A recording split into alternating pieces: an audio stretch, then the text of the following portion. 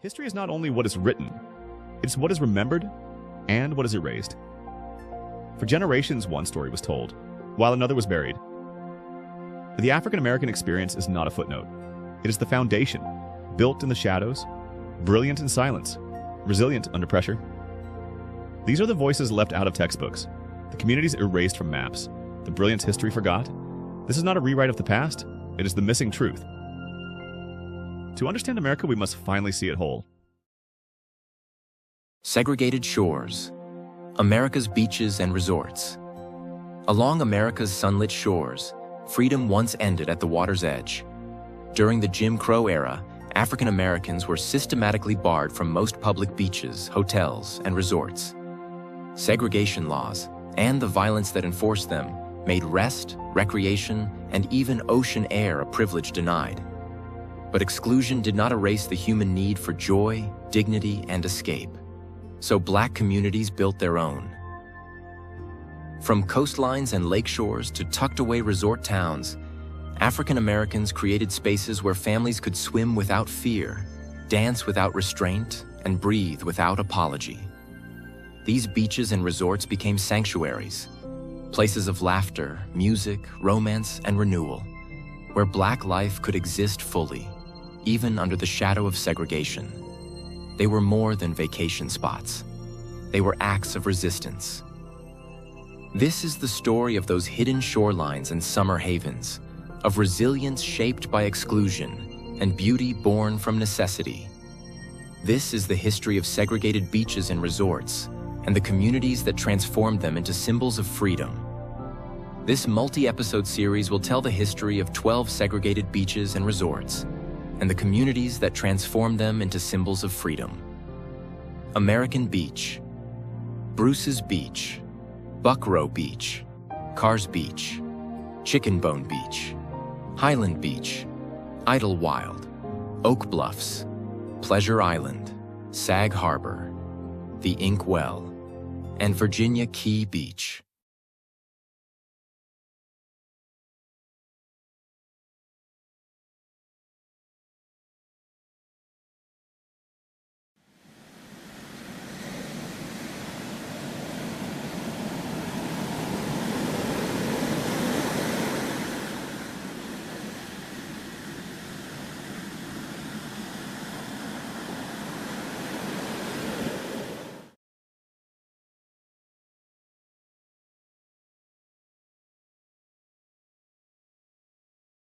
Some histories arrive loudly, marked by marches and confrontation.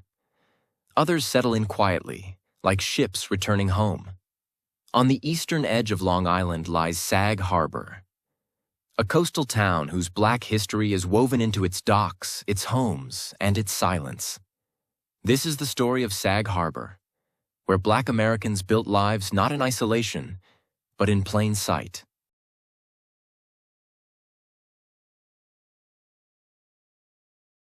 Sag Harbor's Black history predates the resorts, the summer visitors, and the wealth. In the 18th and 19th centuries, Sag Harbor was a global whaling port. Black men worked as sailors, harpooners, carpenters, cooks, and navigators, often finding opportunity at sea that was denied on land.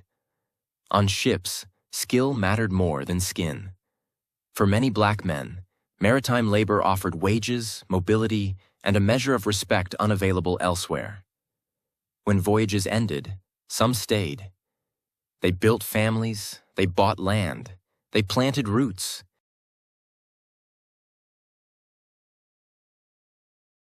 Unlike many American towns, Sag Harbor allowed African Americans to purchase property relatively early.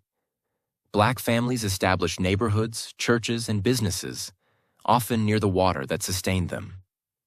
This was not a segregated enclave created by exclusion. It was a community formed through labor, persistence, and proximity. Black Sag Harbor existed without spectacle. That quiet normalcy was its strength.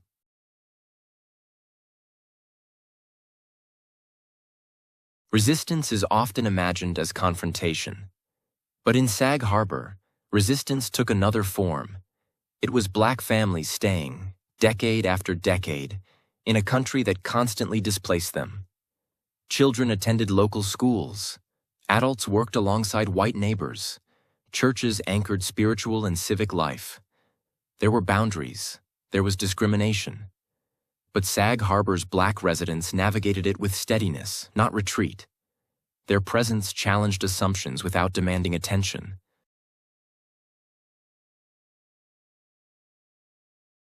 As the 20th century progressed, Sag Harbor changed.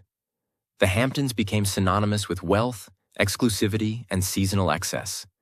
Property values soared. Developers arrived. Attention intensified. For long-standing black families, the pressure was familiar. Sell, or struggle to stay.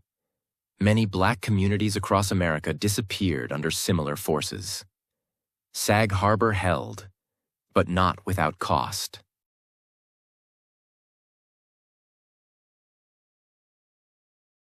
Sag Harbor's black history survives because families held on. Homes passed down, stories repeated, cemeteries tended. There were no grand preservation campaigns, just commitment. In a nation where black land loss is the rule, Sag Harbor represents an exception, fragile, hard-earned, and ongoing.